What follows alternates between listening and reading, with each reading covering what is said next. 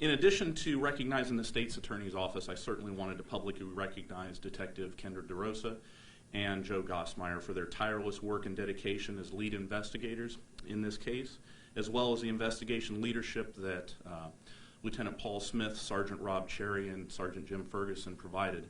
As State's Attorney Knapp stated, Lieutenant Smith's not able to be with us today because he's on active deployment with our nation's military. As a former juvenile crimes investigator myself, I understand how difficult these types of cases can be.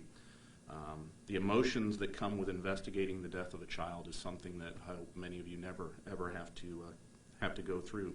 It involves long hours, time away from your own family. But through this case, these two and these four actually, as well as others, they remained focused on the objectives and they followed the evidence.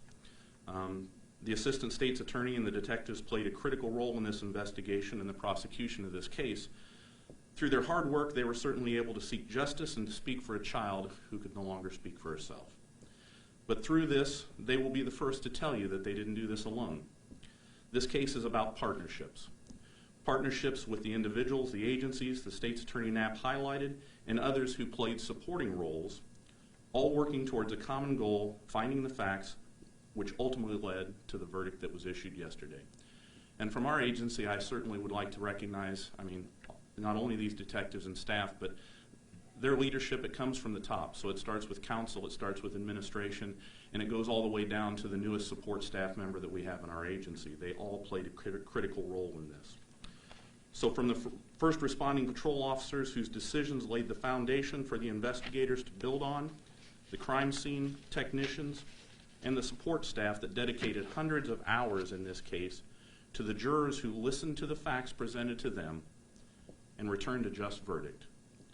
The community should be confident in the abilities of our first responders, and they should be thankful that there are such dedicated and talented individuals who work in this community.